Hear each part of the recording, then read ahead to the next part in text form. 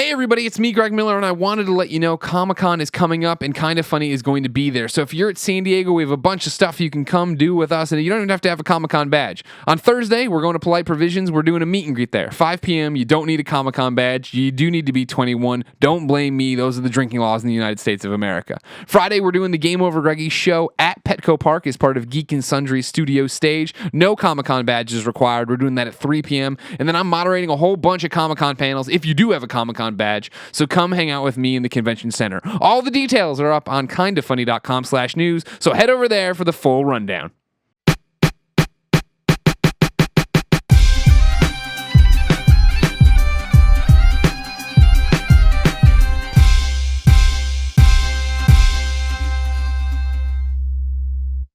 What's your topic?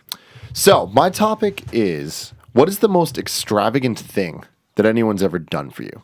Extravagant plan, extravagance. Just what is something that's just blown your mind because you've been like, I can't believe someone would do this for me. In any way. It could be good, it could be bad, it could be whatever. Just extravagant. The reason I bring this up is because this weekend was my birthday, and my girlfriend came up with this ridiculous plan where on Saturday, the entire day, she had me like, it was essentially a scavenger hunt, where I was going all around the Bay Area doing all types of... Is she with you? Stuff. She was not with me. Gotcha. She was not with me because... So there's a bit of a story that goes with this. I'll let you know because... It's a rigmarole. So my most extravagant thing was this weekend. Yes. Where when I first met her, the day I met her, we were discussing the movie Gone Girl and how much I loved that movie and enjoyed it a lot, and I enjoyed the idea of it, and there's clues being given, and like for people that haven't seen the movie, there's a girl that possibly is dead. Wait, we should preface with this was a lot more positive than Gone Girl. Not necessarily. So there's a girl that was possibly dead, and it looked like her husband killed her, and there was just a bunch of clues set around of like what happened to her, right? And like he was just trying to figure out, is she dead? Is she not dead? All that stuff, right? And he had She to, gone, girl. the girl was gone. She gone, girl. We talked about that for a long time and how much I liked it and just intricacies and stuff. And she read the book. I didn't read the book because I don't read. But we discussed that. And it was a big point in the seed of our relationship, right? So what happened was I woke up on Saturday and I walked into the living room of her place and shit was everywhere, just like it was in the movie, where it looked like there was like a crime scene going on and there was a clue. Are you a heavy sleeper? Huh? Are you a heavy sleeper? Yeah, I am. And also, it was just like, I mean, it wasn't like a fucking train came through the place. You wake up and there's blood all over the fucking ceiling. You're like, what the fuck happened? Yeah, you look down, her body's exploded. Yeah, it wasn't like that. It wasn't like that. But the girl was gone. That was a key thing. She was gone. And there was a key thing there where there was a clue, and I read it. It was like a riddle.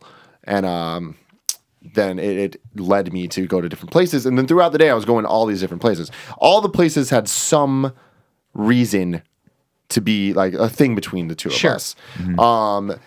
And like the first one, for example, was it sent me to the Mission District to go to the yoga studio that she frequents to do yoga. And Which I would have paid to see. Yeah. So I went there and I picked her up and dropped her off there a bunch of times. So I get there. So I was given a partner for this, which is one of our mutual friends, the one of my best friend's girlfriends, who is how I met her, blah, blah, blah. It's this whole thing. And she was kind of like my partner in crime through the day to make sure that like we were on track. Yeah, so there was the Rizzoli to his Isles. Some things were timed and there was, all this stuff. Yeah. And I liken it a lot to season 4 of Game of Thrones with the Hound and Arya, where it's like the most unlikely couple, but it was like, oh, this ended up working out pretty well. It was like that. Because I was just like, me and this girl, we're great friends. I've known her for like 8 years, but it's like, I don't know if there's ever a situation where I'm like, me and you, we're hanging out for 12 hours today. We're gonna go all around. It's like that wouldn't happen. It took 12 hours to get all these clues. I mean, it was a whole day experience. Yeah, it was interesting. It was very interesting. So I went and I did yoga, and it was horrifying, and it was frightening, and I felt very out of place. But it was also awesome for many reasons Nick has explained in the past. Yep. There's a visual aesthetic to yoga that can't be denied. It won't be denied. Yeah. It definitely made me wonder, like, Do beautiful people do yoga, or does yoga make beautiful people? I wonder that every single time, and then I go in and I go, nope, it's beautiful people do yoga, because I look at my fat ass doing it, and I don't look good at all. I'm sweating. My hair's like this. You see that right there? Look at the Where camera. I'm like this. There you go. You know what I mean? I'm smelling bad. I'm huffing and puffing. Then I look over, and the angels that are in my yoga studio are just like they're like standing by one fucking finger, like doing a headstand. And I'm like, hey, you guys, you know what? You were just born beautiful. You were born pretty. Don't look at me, my precious. So it was really hard. It was much harder than I ever thought it would be, and I thought it was going to be pretty hard. So I'm like, all right. Now, this is about maybe 8 a.m. Are you in jeans and a t-shirt? No, it was like, so that's why the my friend girls being there with me was like kind of good to kind of like, make sure I was prepped for whatever I was doing. And so we went from the yoga place to this, like, there was a clue about Starbucks, which I got right a fucking way. I was like, I know where we're going. So we go to Starbucks, and I order a drink, and they give me a drink with another clue. And I'm like, I enjoy this. I like this a lot. Starbucks playing along. Yeah, and it was funny, too, because I got, like, a post brief later, and my girlfriend was telling me that she went to the Starbucks near us, and then she was just like, hey, yeah, so I'm doing this thing, and explained it. And I was just like, you're going to be giving it to this guy. And the guy was like... She showed him a picture of him. Yeah, showed me a picture of... Showed the guy a picture of Tim. And the guy goes, oh, I've never seen that guy before. So that was pretty funny. So my friend was with me and was Snapchatting this whole thing, which you guys don't really know about Snapchat, but there's things called stories. So it's like your day, and it just like adds on top of each other. So at the end of the day, there was like 5 minutes of footage that you could just watch, like chronicling this whole thing, and then it disappeared in 24 hours because Snapchat's stupid. But so I got the Starbucks. I'm like, this is awesome. They're like, I could speed this story up with. No, I don't like it. I like what you're doing. Well, okay, I'll keep going then. So from there, we go from I'm gonna listen. I have Starbucks. to pee, though. Okay, I apologize, cool. everyone. Couldn't make it to the break. I couldn't. So after Starbucks, we go, and I might be skipping some stuff, but Bring back my the computer. idea is after that, my next clue was it led me to CorgiCon, which was a corgi convention on Ocean Beach. I go there. There's 400 motherfucking corgis. And I enjoyed that. Including Roger the Rascal, which is my favorite corgi. Follow him on Instagram.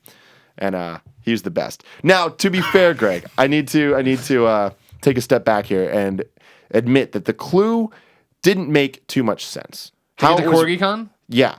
The clue was written in a way that I don't Walk remember your short word for legs word. down to the beach. But it said something like 399 other dogs to siege. But no, so it did rhyme and stuff, but the rhyme led me to believe it said something like where the land meets blue or something like that. So I'm like, all right, it's the ocean. I get that. But I thought that it rhymed because it rhymed with zoo. So I was like, oh, I'm like, the zoo is over there. I'm thinking the zoo is right next to the beach. I'm like, all right. And the other thing that got me was like, it's your mascot or something like that. So I'm like, oh, fucking Pigeons. Cheetos. Oh. The chimpanzee. Yes. The orangutan. We're going to the beach. I mean, we're going to the zoo. Like, that makes sense. And then the girl... Is the friend like, no? The friend was, like, trying to play along and, like, trying to, like, let me fuck up and be like, I don't know. What else do you think it but could be? There was, like, certain timed things that we had to get to. It'd She's be like, it's awesome not the zoo, so just don't. It'd be so awesome if you were trying to get into the chimpanzee cage or orangutan cage, and she's like, no, stop! I want to see how far you go. So I was just like, nah. And then she's like, no, think about it. Think hard. Like, what's your mascot? I'm like, oh, we're going to Greg's. It's Portillo. Yeah. And I'm like, well, Sunset's kind of near the ocean. She's like, no, we're not doing that. I'm like, no, it's Portillo. And like, I got upset about it. I'm like, it's either Portillo or fucking Cheetos. I will not admit anyone else being my mascot. And they're like, no, it's Raja. I'm like, all right, fine. I'll give it. I like that dog a lot. Yeah. But I don't know if it's my mascot. Okay. But anyways, we go to CorgiCon. It's great. I meet my friends who own Raja. At any point when they said mascot, did you think Kevin? Never. Because like if that seems Kevin's like not my mascot. I'm just saying, like Portillo's and cheerleader that's great. maybe, but mascot not so much. And then after that, we went to this really nice lunch spot I like called Nick's out in Pacifica. I got myself a crab sandwich, and I liked that. And this is you and this girl still. Me and the girl. Well, and then we went, and each place had different. Sure. My friends, like different variations of my friends. So I neat. met my friend Curran over at the beach, and his girlfriend Shari. Then we had lunch with other people. It's just like this whole thing, right?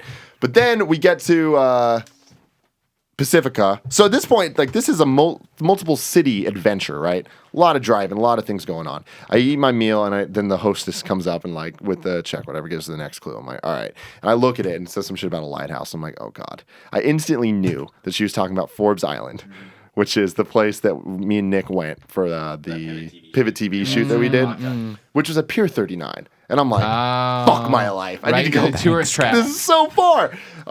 So we spent the next like 2 hours traveling from Pacifica over there through Pride. I was gonna say this is Pride weekend. So through Pride. So it was quite the adventure. It was once again like season 4 of Game of Thrones with Hound and Arya. We did this whole thing. We do that, and then after that, we ended up going downtown for something, and then we went to Starbucks again, and then she knows me well. Ended up going to the Kabuki Theater, which is where you guys first met. We first really met and watched 50 Shades of Grey together. Yeah. Then there was a final clue about where we're eating, and she was like, "Hey, you're finally gonna find me. It's all good, whatever. We're all gonna eat."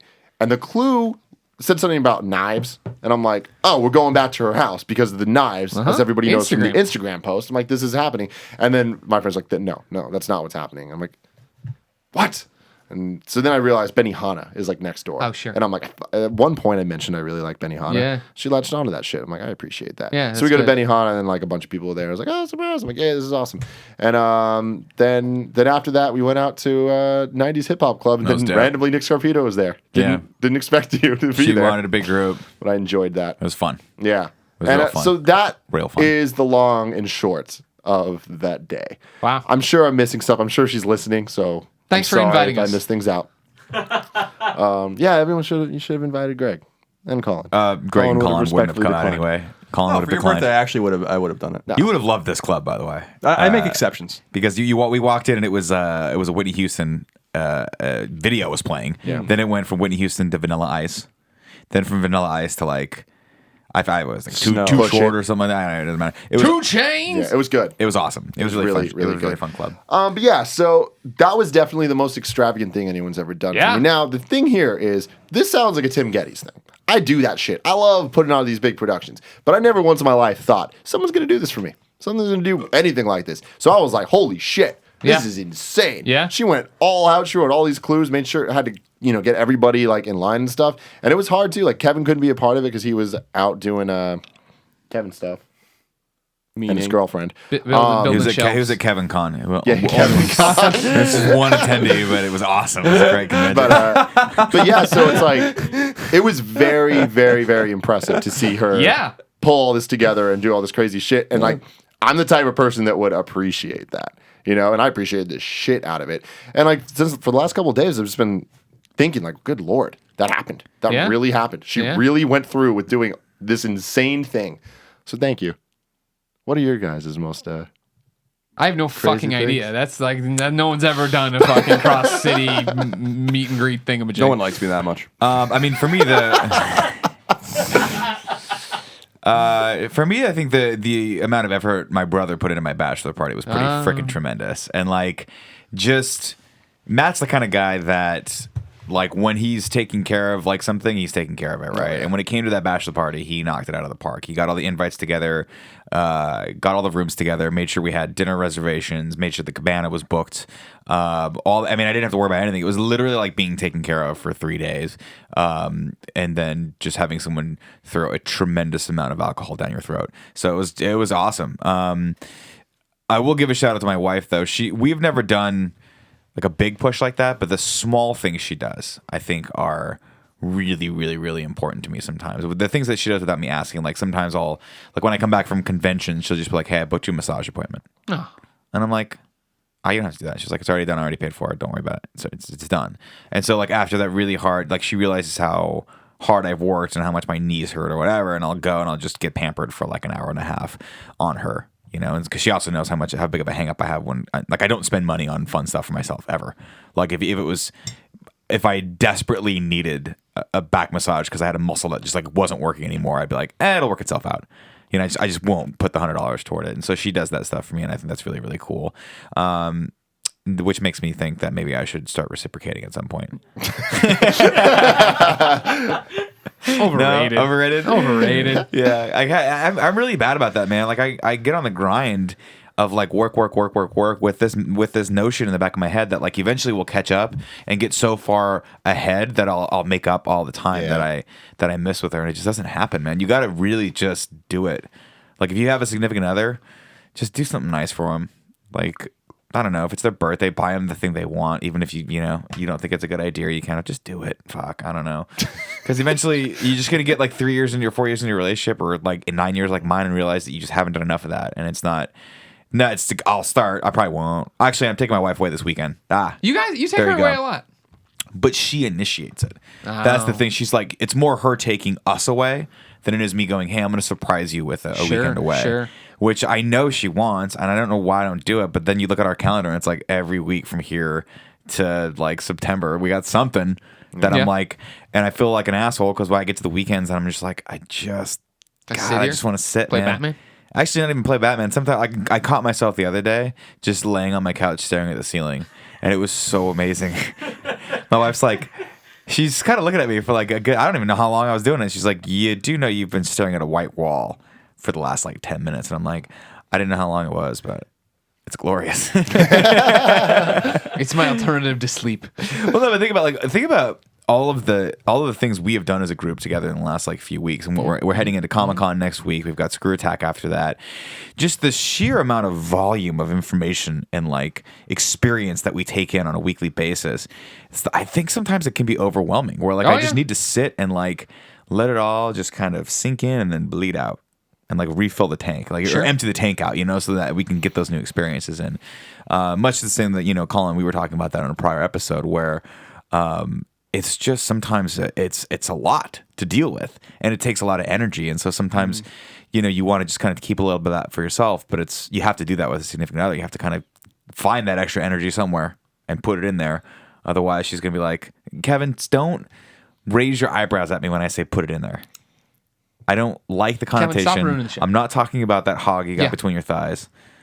Look at him. It's like the pants had to be let out a little bit. The Colin Was Right shirt looks good on him. I'll tell you what. It does. It looks good.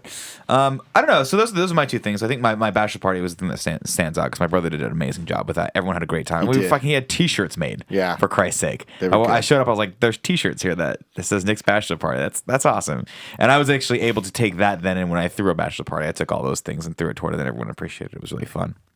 And you pretended like it was all your idea. I did. I took 100% of the credit for it. Even though half the people at that bachelor party were at my bachelor party. It was really also. just part two. It really was. It was like it was the Empire Strikes Back of bachelor parties. It wasn't the Empire Strikes Back. It was like the Hot Shots Part 2, where like it was the exact same movie, but just kind of better and bigger. That's actually exactly what it very was. fucking accurate. Yeah. Like, oh my god. It wasn't. Yeah, there was no consistent in the story plot. It was just the exact same movie. Yeah. All right. You got anything, Colin? Not on that level, no. I for real don't either. Like I just don't have anything. And I'm sure I'm forgetting something I'll get yelled at about later, but no, I don't. I feel like people that would do things like that for me know better. Like if they were like, we're gonna do a scavenger hunt, I'd be like, no, I don't think so. But I feel like that's why this for Christine got me me. a really cool Superboy cake a few years ago. That's awesome. I think for me, like that's why it's extra awesome. Is there's something to be said about people that do huge productions and huge things for people. It's very nice. That don't want it though. Like that's like it's like you were misreading. Like that's not a nice gesture at that point. You're just kind of like stroking your own ego with that. It's like it's an interesting look at point. this big thing I'm doing for you. Like you should love me for this. And it's like, well, if you're not catering it to the person and what their needs and wants are, you're kind of just being a dick, really. Yeah. And then getting mad about them because not there's a thin appreciating it. line between knowing your significant other and then like kind of missing the mark a little bit, right? And you're like, well, like you're never gonna look a gift horse in the mouth, and we know what that means now. Thanks to Colin. But yeah, there is like I know what my wife wants for her birthday and for our anniversary. I know what experiences she wants. And actually, the big thing for her is she wants to be taken on vacation. So we planned a vacation finally, and that's her big push. But like, if I were to surprise her with something that I knew was out of her, like my wife, she's a very particular person. She likes what she likes. She's actually kind of like the female Colin. She likes what she likes. and everything else doesn't exist to her.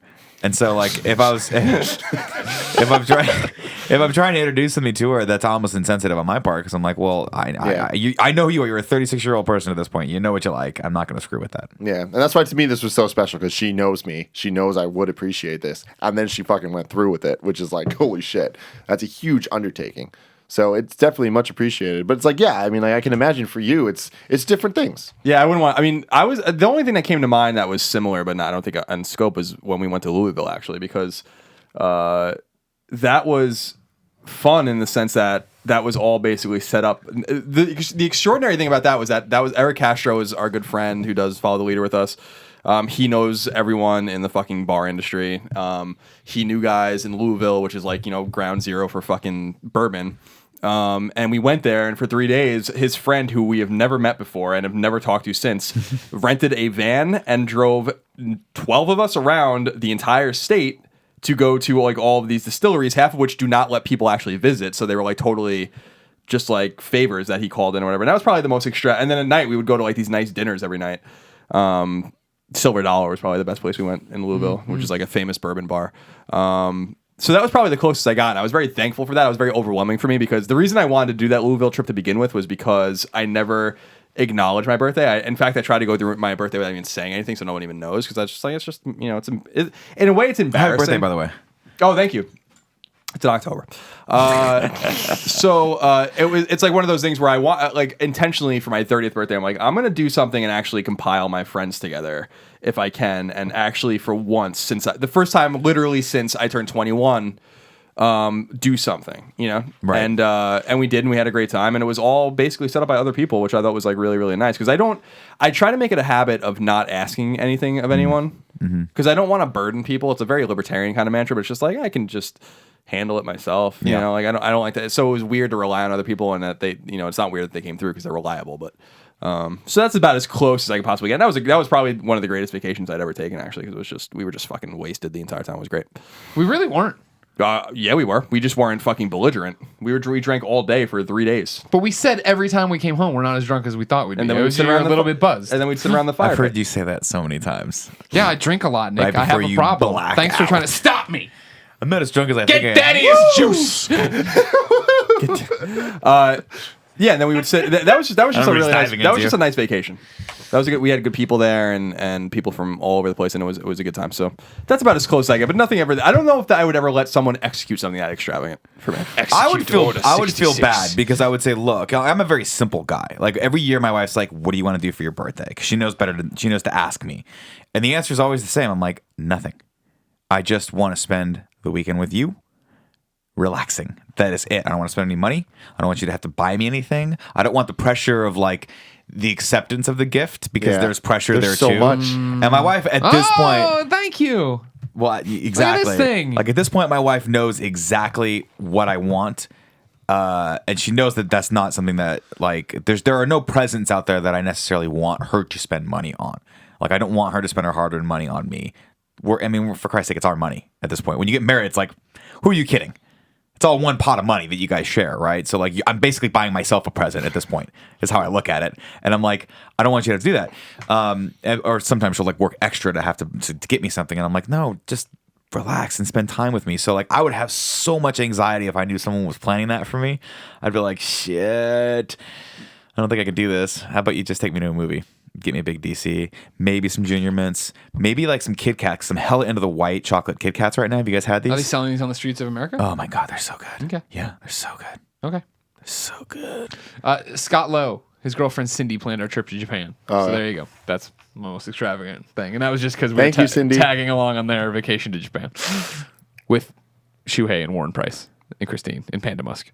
No big deal. No Just big deal. Hung out with Shuhei. Yeah, that's normal for me. You're such a baller. No big Hey, deal. were you pissed off when they made the show Ballers that your episode hasn't aired yet?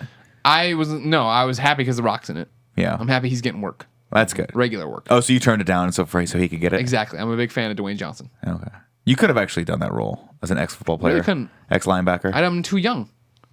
That's true. No. If I look, I mean, No, like you you figure could when, be- I mean- when Dick Butkus showed up on My Two Dads, he had to be 38, 42. Like Dick butt kiss. yeah, one of the best Chicago Bears of all time. Don't start talking shit. You'll get shot. Don't need to talk any shit about that. Thank Greg. you. I mean, Shit talks itself. Dick Buckus can come in this room right now and beat the living fuck out of you to this Hey, day. there's people with, I mean, like with much less effective names that could do that. don't fuck with Dick. I won't fuck with the dick. That's not my favorite thing to fuck with. I'm not gonna do anything with a dick. I'm not gonna handle the dick. I'm not gonna manhandle the dick. He's not liking this. He's watching this right now and he's not thrilled with what he's saying. Would it blow you the fuck away if Dick Buckus was like, dude, I'm a huge fan of your show? Yeah, of course. What if the dick was good? Would you handle it then? I mean, if the dick was good, I might consider taking it out. You know, no, Kevin's waving me off on this one. Kevin's staying right.